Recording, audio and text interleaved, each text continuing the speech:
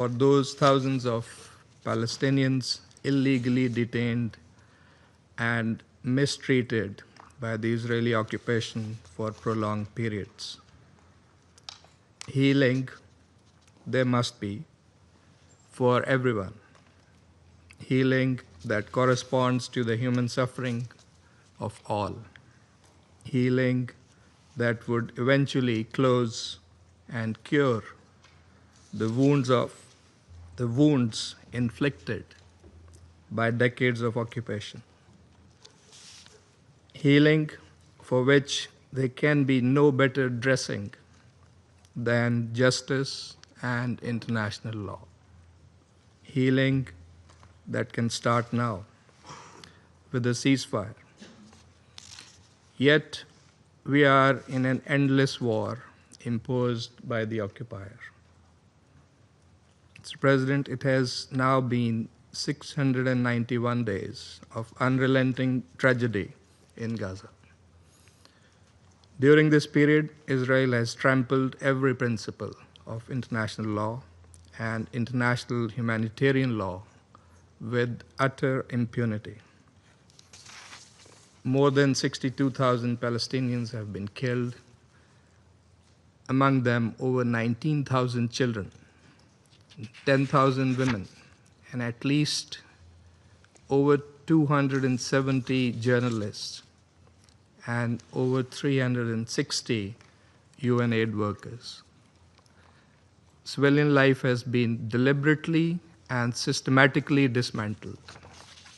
Even Israel's own military data, as reported in the international media, admits that 83% of those killed are civilians. How can this ever be justified or defended? This cannot be collateral damage. It is mass carnage. Today, no place in Gaza is safe. Yet the indiscriminate military onslaught continues because Israel is confronted with no real consequences for its actions. Hospitals, schools, homes, nothing has been spared. The world is now witnessing live-streamed killing of journalists and rescue workers. The strikes on the Nasser medical complex were appalling and condemnable, yes, but yet they are tragically familiar, part of a grim pattern. There are those who shield Israel and try to silence this council into inaction. What else is complicity? In fact, impunity has become Israel's shield, and this council's silence its enabler. The occupying powers' apologists must introspect and objectively assess the consequences of their policies. Mr. President, as if bombs were not enough, hunger is now a weapon of mass destruction. The latest IPC analysis confirms famine is now present in Gaza City, threatening over 500,000 people. The use of starvation of civilians as method of warfare may constitute a war crime. Undersecretary General Tom Fletcher rightly observed. And those are strong words. They need to be repeated in this council. And I quote, "It is a famine we could have prevented if we had been allowed. Yet, food stacks up at borders because of systematic obstruction by Israel. It is a famine in 2025, a 21st century famine." Mr. President, it is not by negating or criticizing and pressurizing the United Nations and its senior officials, or by denying and rejecting the findings of the ICJ and of global human rights and humanitarian organizations, or by silencing the media that we can move forward. It is only by accepting the reality that we can build peace. Pakistan condemns Israel's so-called military operation and planned full occupation of Gaza City, which is nothing but a blueprint for further humanitarian catastrophe, threatening to displace once more up to 1 million people. Simultaneously, annexation in the West Bank and East Jerusalem continues unabated. The E1 settlement plan is a deliberate attempt to bury the two-state solution. We strongly condemn this action, which constitutes a clear violation of international law, including Security Council resolutions.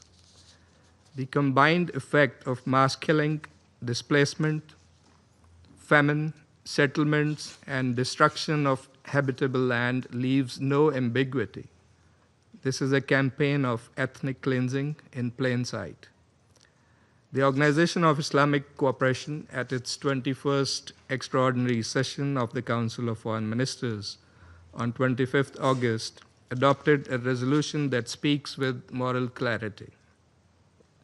It has urged this Council to act promptly under Chapter 7 to stop the brutal aggression by the Israeli occupation and its violations, which threaten the prospects for achieving a just, lasting, and comprehensive peace in the region and hinder the implementation of the two-state solution. It has also urged the Council to hold Israel, the occupying power, accountable for all crimes and violations that clearly breach international law and international humanitarian law. The Security Council cannot remain a bystander. It must act now, with resolve, to fulfill its charter responsibility for the maintenance of international peace and security. It must demand, first, an immediate, permanent, and unconditional ceasefire across Gaza and the occupied Palestinian territory, with full implementation of Security Council Resolution 2735.